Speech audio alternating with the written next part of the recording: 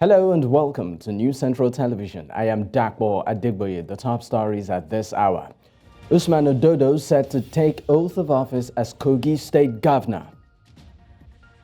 Nigerian Safety Investigation Bureau commences investigation into Ibadan Airport runway excursion.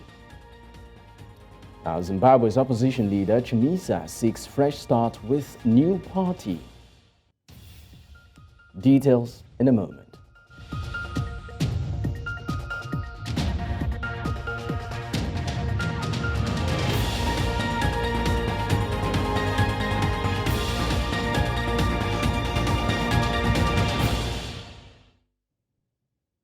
We begin the news at this hour in West Africa, where preparations are in top gear for the inauguration and swearing-in ceremony of the next Kogi State Governor, Ahmed Usman Ododo, at the Muhammadu Buhari Square, Lokoja, the state capital.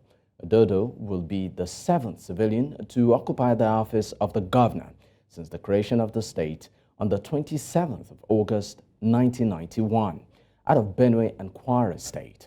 Ododo, candidate of the All Progressives Congress, has been declared the winner of the Kogi State governorship election of November 12, 2023. Preparations are in top gear for the inauguration and swearing-in ceremony of the Kogi State Governor-elect Usman Ododo right here at the Muhammadu Buhari Square in Lokoja, Kogi State capital.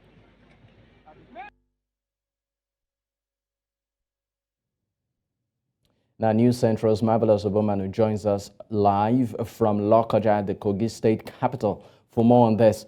Marvelous, thank you so much for your time. Please, what can you tell us on what is happening in Lokoja at the moment?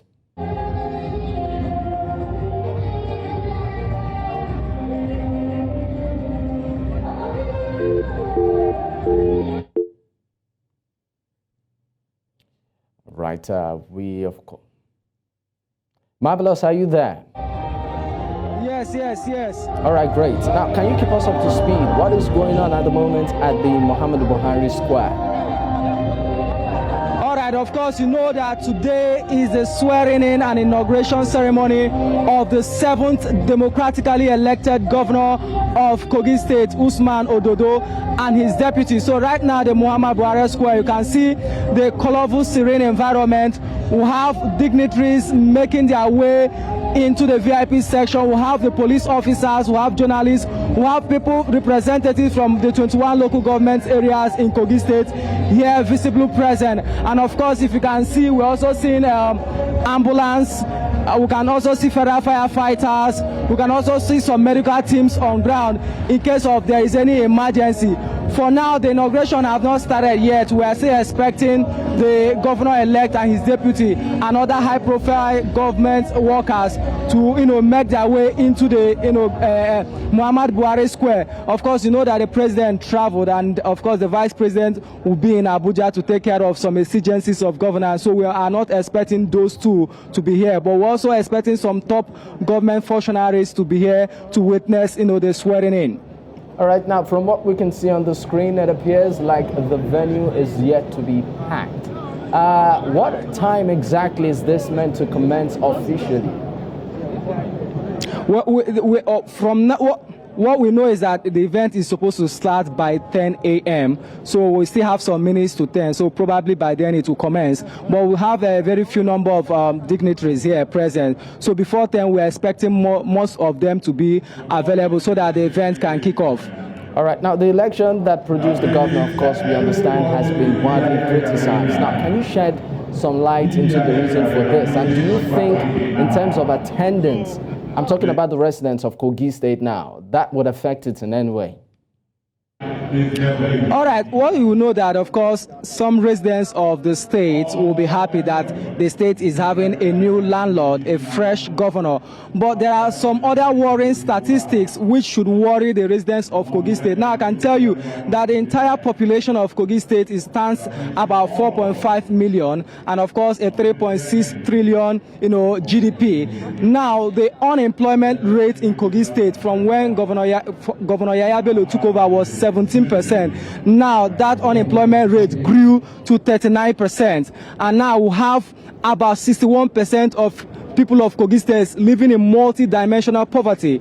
Just imagine 61% of 4.5 million entire population. That means more than the residents of Kogi State are living in multi-dimensional poverty. So these statistics are worrying, and some of them should be worried. And therefore, they will be hoping that once this new governor gets sworn in today, he will start governance and make sure that he brings out Kogi State from these worrying statistics. You could imagine the unemployment rate rising from 17% to 39%. You could also imagine 61% of the total population of about 4.5 million are multi-dimensional poor. So it's a statistic that should worry both the new governor that is coming and the people of Kogi State.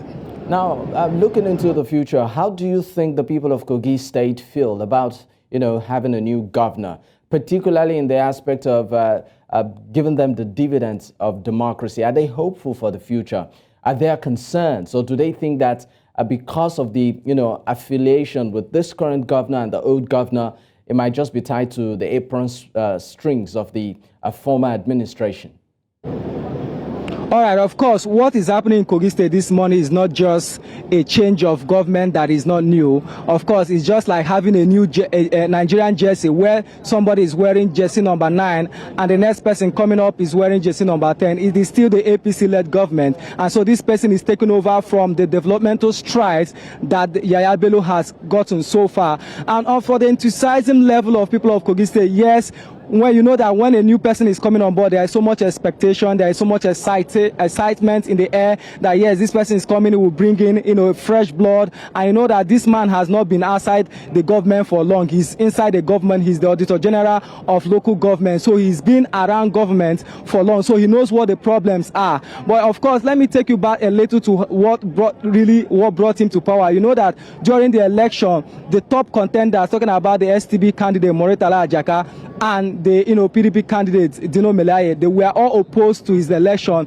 alleging that there were widespread irregularities. And of course, you know that there were 5 local governments in Kogi where there were election sheets that were filled even before voter accreditation happened, and they called for the outright cancellation of that election. Then the INEC used what we call a principle of lead margin, that of course those 5 local governments, that if the total number of PVCs collected, which is 16,000, that even if you add it, still Ododo will still be the winner. So that that ruffle that happened during the election to some people didn't go down well with them. But of course, a lot of people are also expectant that we're coming on board with this new governor, a lot of things will begin to change, especially in the area of infrastructure, in the area of agriculture. You know that agriculture is the mainstay of Kogi State.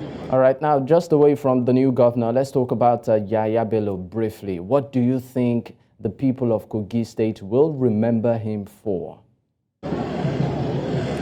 Well, just like I told you, when he met governance, it was the unemployment rate was about 17.9%.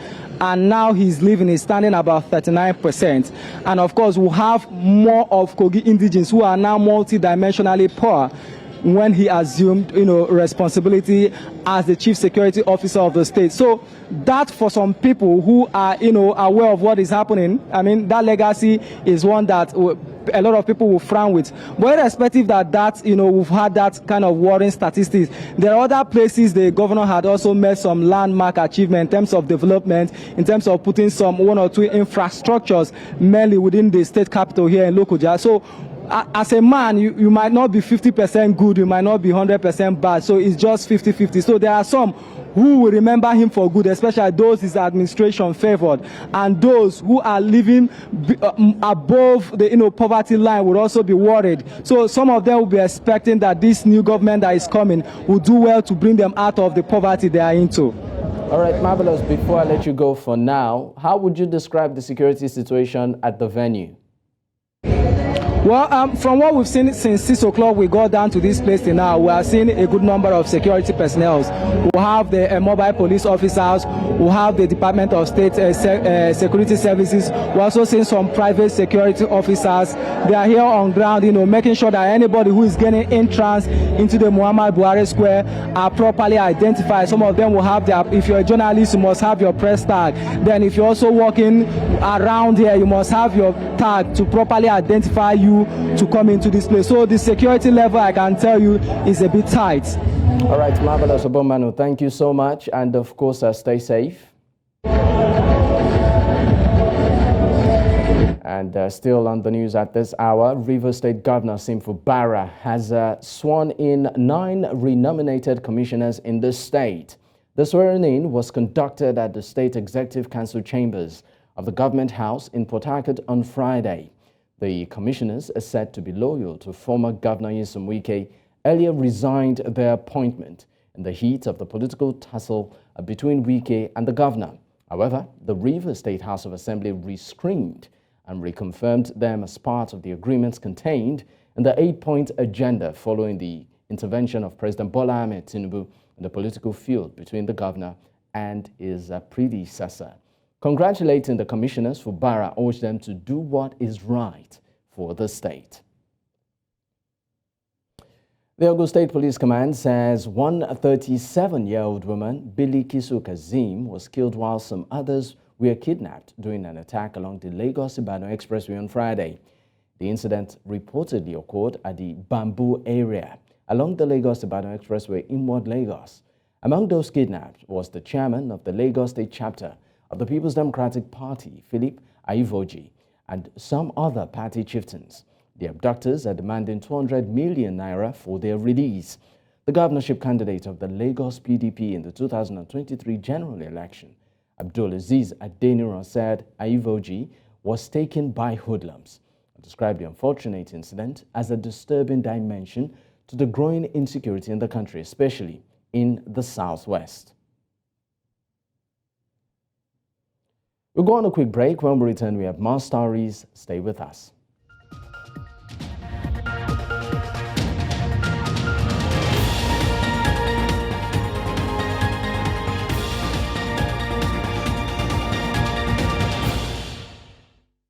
A Lagos State Sexual and Domestic Violence Court has sentenced the founder of Irene Christian Ministry to life imprisonment on Friday for raping a church member. Founder Faye Daniels was found guilty of rape and sexual assault by Judge Rahman Oshodi for crimes committed against a female worshipper at the Lagos-based ministry. More in Nyesom report. The Lagos State government arraigned Bishop Oluwafe Daniel before the Sexual Offence Court on a 4-count charge of rape contrary to Section 260, subsection 2 of the Criminal Law of Lagos State 2015. The state claimed that the defendant, the founder of Irene Christian Ministry, allegedly committed the offences sometime in June 2020 at Ikota Villa Estate, Lekki, Lagos.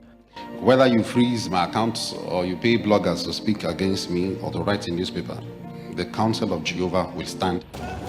The court found Bishop Daniel guilty and sentenced him to life imprisonment on the first count of rape and 3 years imprisonment on the third count.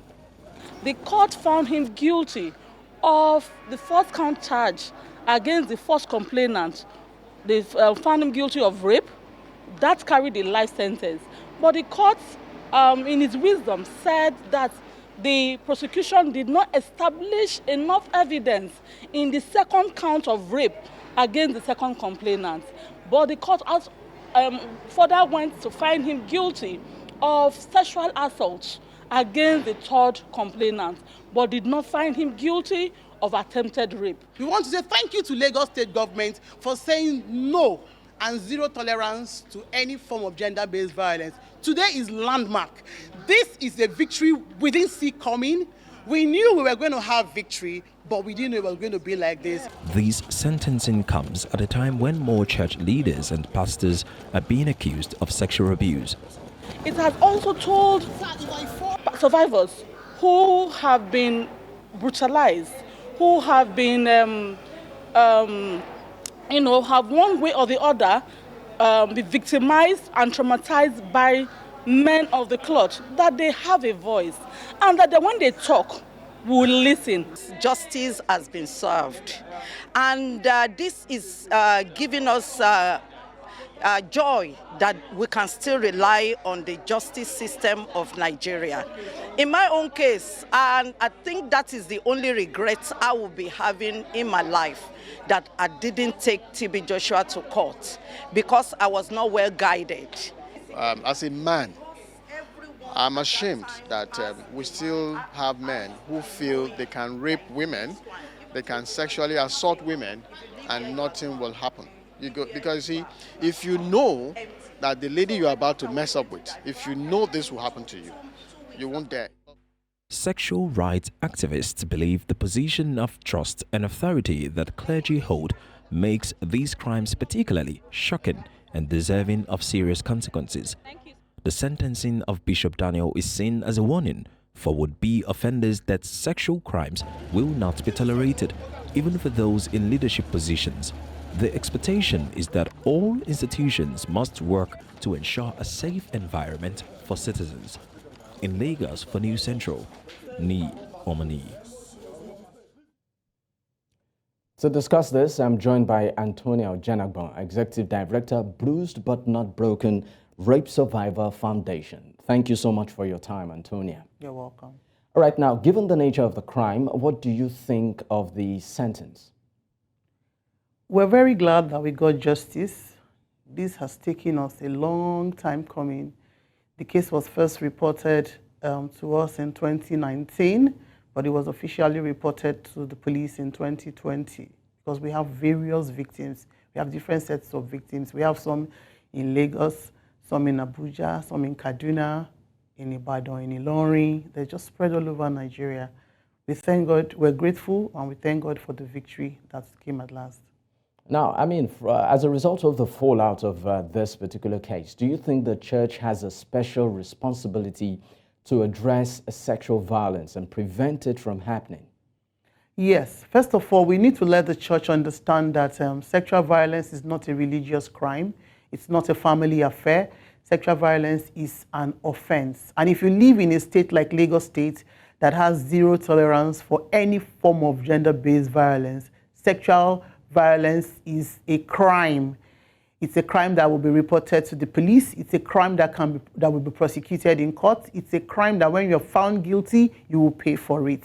The church needs to begin to talk about this. It's happening in the church. You can no longer throw it under the carpet. The church can no longer pretend that these things don't happen.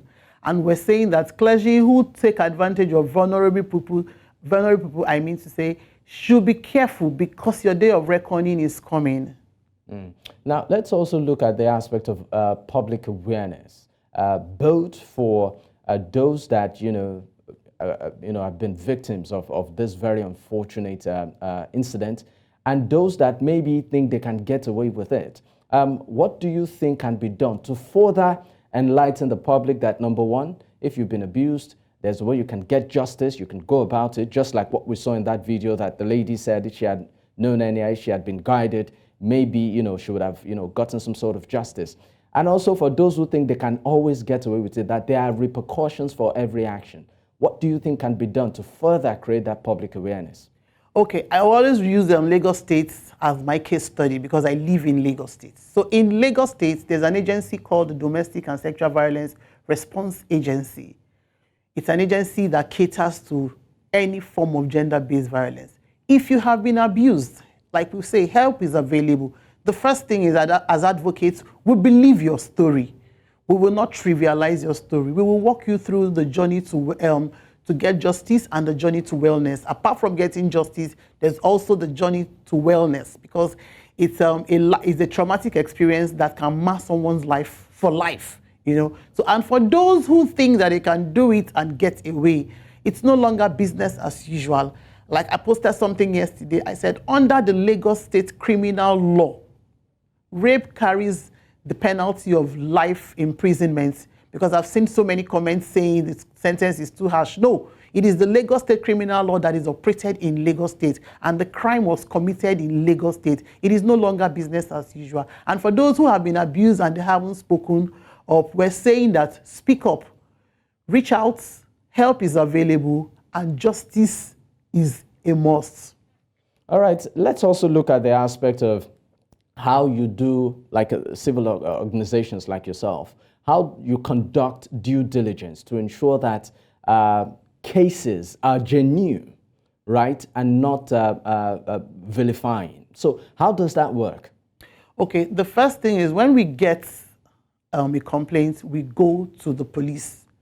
We report to the police. If the case just happens, we take the person to a government-owned facility. We have sexual assault referral centers in Lagos State, like the Mirabel Center, where we take the victims there. We don't call them victims any longer. We call them survivors. We take the survivors there for medical and psychological evaluation. Before the case file is now sent to the director of after police has finished their investigation, the duplicate case file is sent to the Director of Public Prosecution, who draws out the offenses, and the case is assigned to a court and is given to a judge, and the road to justice begins. All right. Now, let's also go back to the church. Do you think that this particular case would some sort of introduce or spur up some sort of policy implementation in churches, particularly when it comes to will I call it pastor, churchgoer, particularly maybe the female churchgoer, relationship? A lot of them come for counseling and all of that. So do you think this case would sort of create a domino effect in churches where they will start to introduce policies that will guide against scenarios like this? Do you see that happening?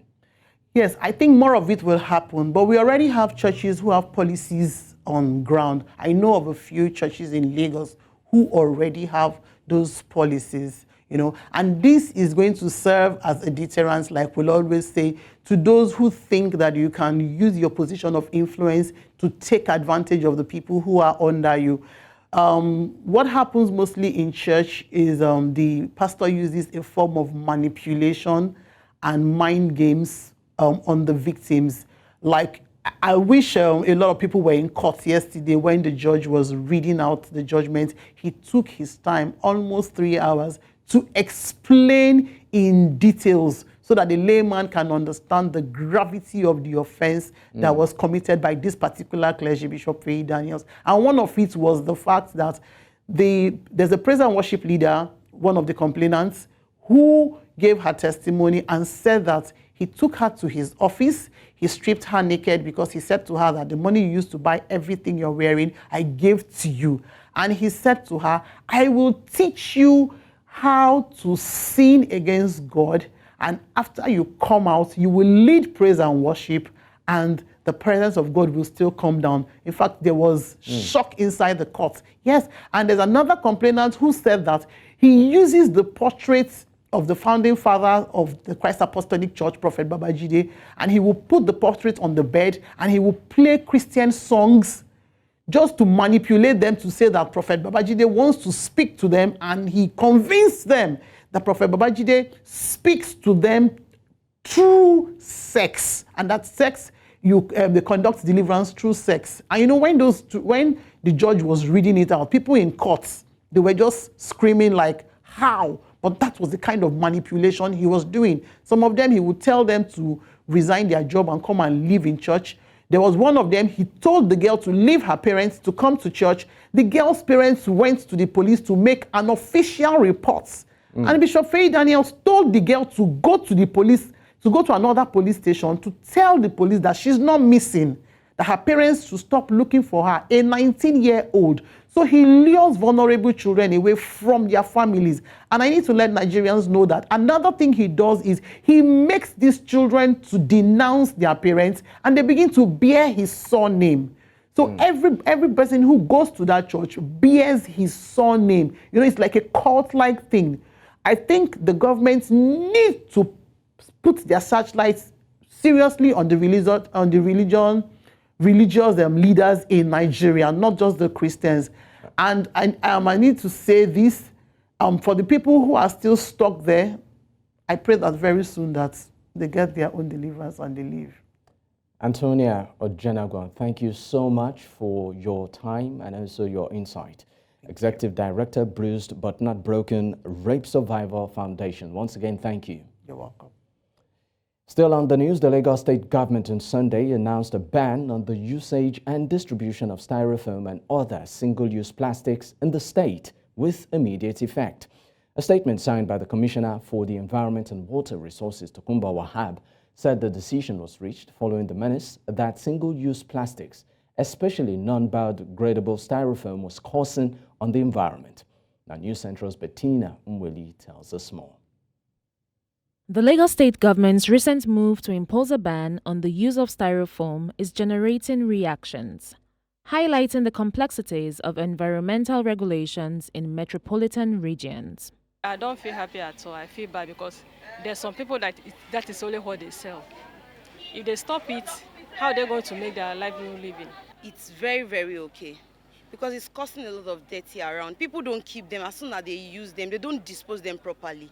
Me personally, I'm not feel happy.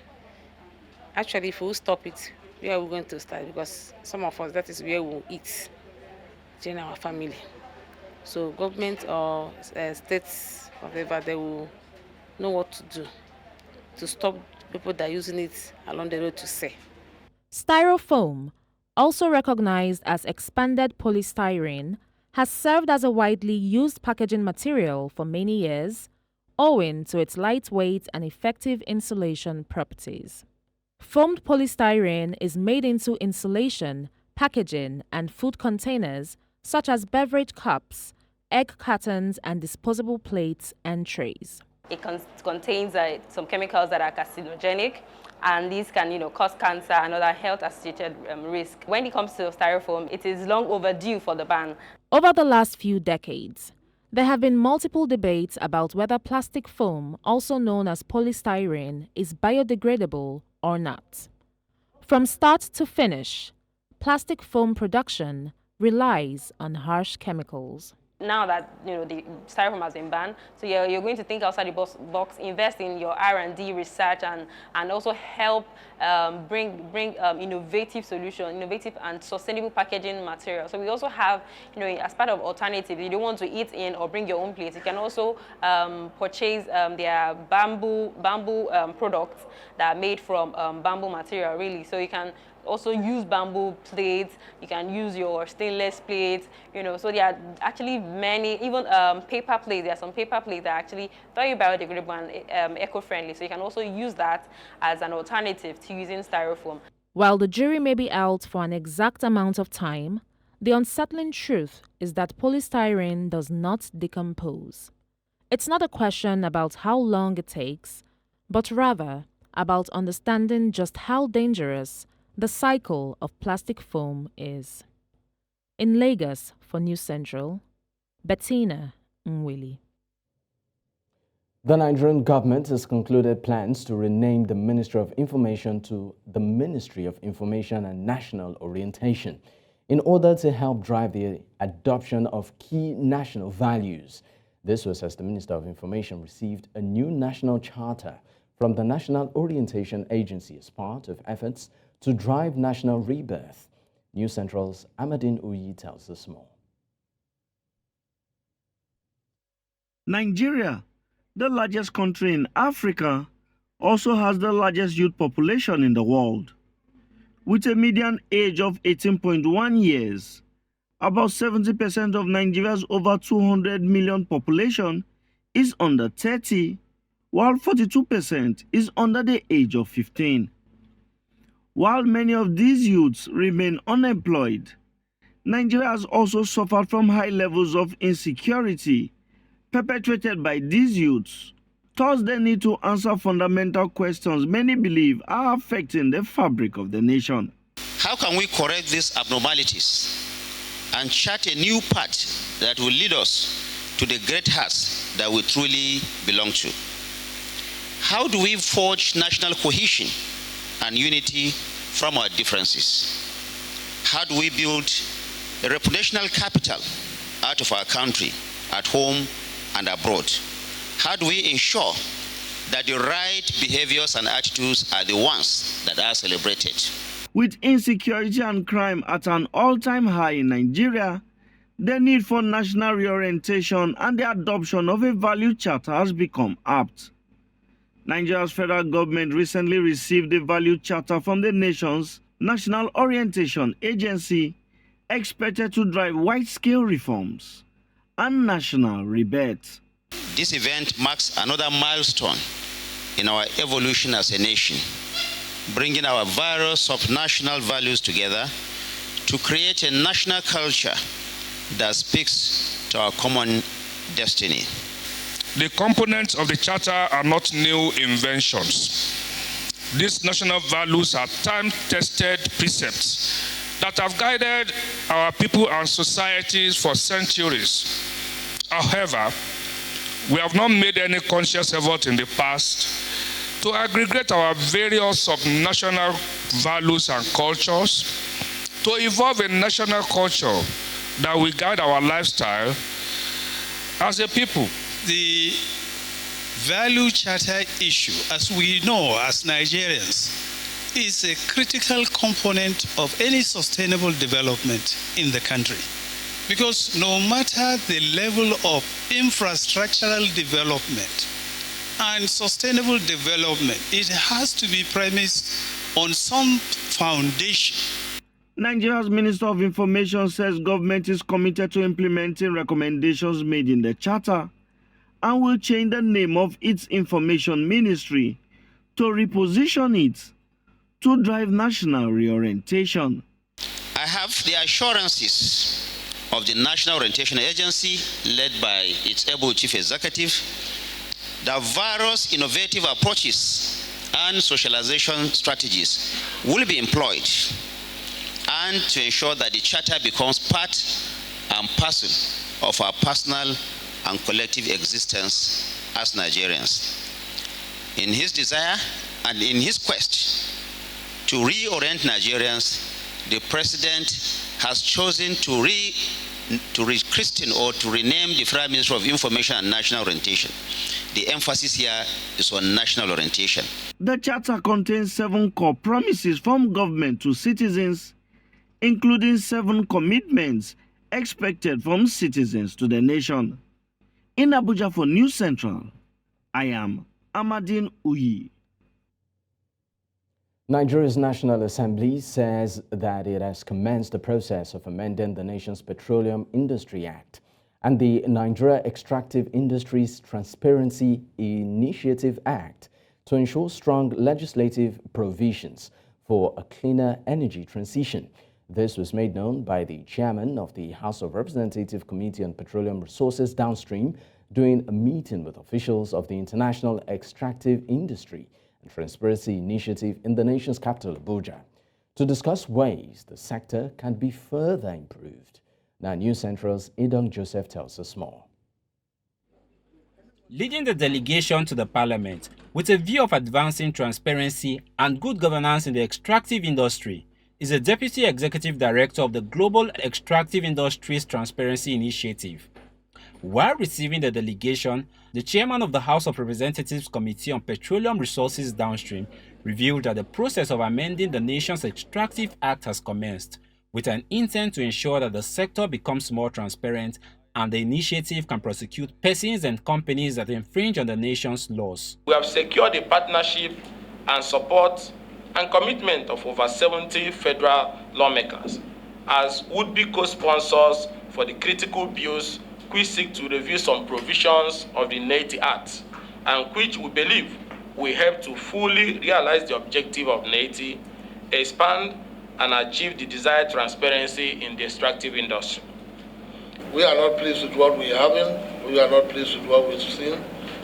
We need to work and ensure that Nigeria and Nigerians are better off than what we've met. And we feel we should leave a legacy. And we cannot do that alone. We have to do it in partnership with you. We have to work with you. We have to partner to see how our industry and Nigerians will celebrate in the next few, maybe months to come. While commending Nigeria for its exemplary role in Africa in ensuring transparency and accountability in managing its extractive sector, including continuous engagement with stakeholders since its membership of the international body, the Deputy Executive Director of the EITI says that there are still more areas needing improvements. So some of these areas of improvement that could be relevant for this body would include the following. The first is how the EITI itself in Nigeria should function, and that is the multi-stakeholder group. Second area of improvement relates to matters related to transparency requirements, such as transparency of contract. The recent Extractive Industry Transparency Initiative report saw Nigeria score 72 points in implementing the EITI standards, reporting and disclosure of activities in the extractive sector. Nigeria's parliament is promising to review current laws in a bid to ensure that citizens benefit from the nation's natural resources. In Abuja for News Central, I am Idong Joseph. The Nigerian government has deployed air accident investigators in Ibadan to unravel the circumstances that made a private jet to overshoot the Ibadan airport runway. The jet departed from Abuja to Samuel Ladoke Akintola Airport in Ibadan and overshot the runway around 11 a.m. on Friday. The aircraft, with registration number N580KR, had missed the runway into the nearby bush. Now, spokesperson for the Nigerian Civil Aviation Authority, Cabrol Adegboye, who confirmed the incident, said there was no casualties. Airline incidents in Nigeria have been a concern for many years, with numerous accidents and crashes. On November 3, 2023, a private jet carrying the Minister of Power, Adegboye Adelabo, crash-landed near the Ibadan airport in Oyo State.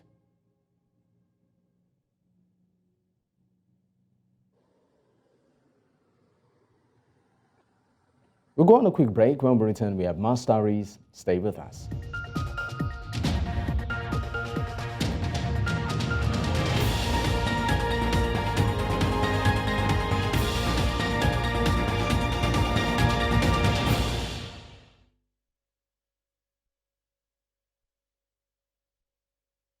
Leader Nyesom Wike will stay in politics and look to form a new political group.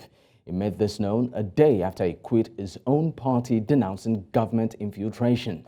Wike, who in August lost an election he described as fraudulent to President Emerson Mnangagwa, said he was ready for a new trust after leaving the Citizens Coalition for Change on Thursday.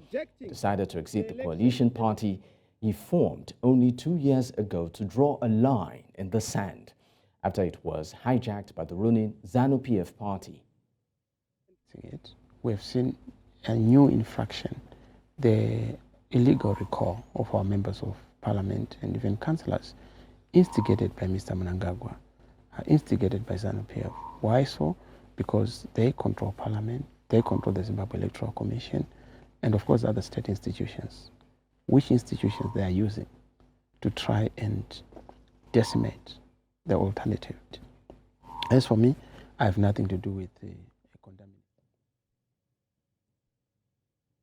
Performers attending the Kalahari Arts and Heritage Festival have expressed great excitement in using the event to tell the world about the importance of San culture in their African origins.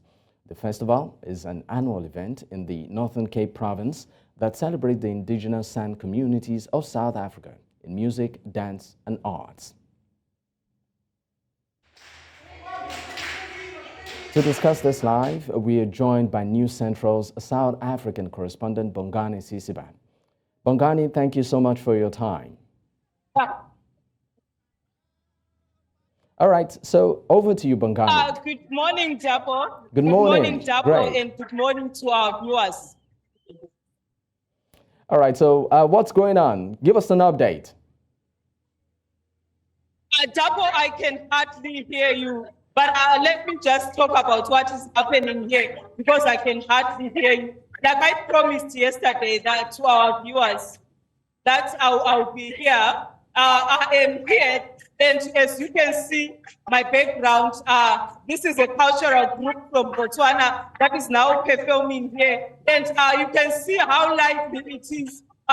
Everyone is here, all the Sans people around this area at Kalahari, they are here. But let me bring just someone just to speak in depth about this festival that is happening here. Let me bring someone here.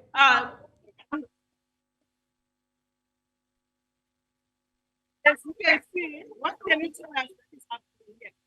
I think we have all the live performances happening here, the cultural exhibition from different communities of the Khoi and the San.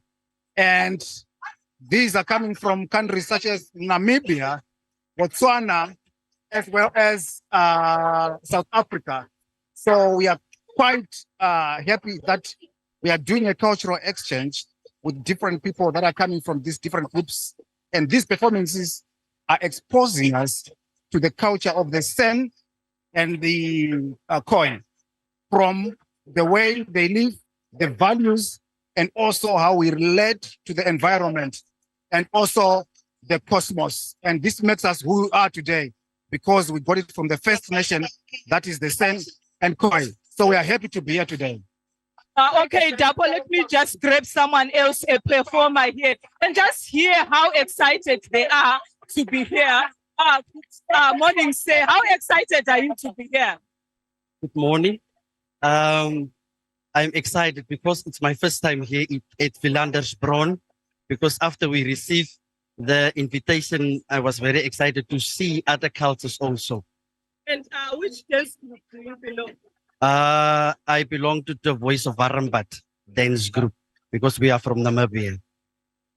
As you have heard there, Dapo, there are many groups that are here from Namibia, Botswana, South Africa. And we also know that the Khoisans are not only in these countries only, but also they are in Zimbabwe, Malawi, DRC. And they are here to showcase their cultural heritage, to showcase their culture, and also learn from each other here. So the festival is going on here, and I've been seeing different dance move rather, and jovial mood around here. The festival is going on. I'll keep you updated, our viewers also updated, but this is a beautiful scene here, and I'm so glad to be here. And also our viewers, I'll take them step by step until this festival is over. It's back to you in the studio, Dapo.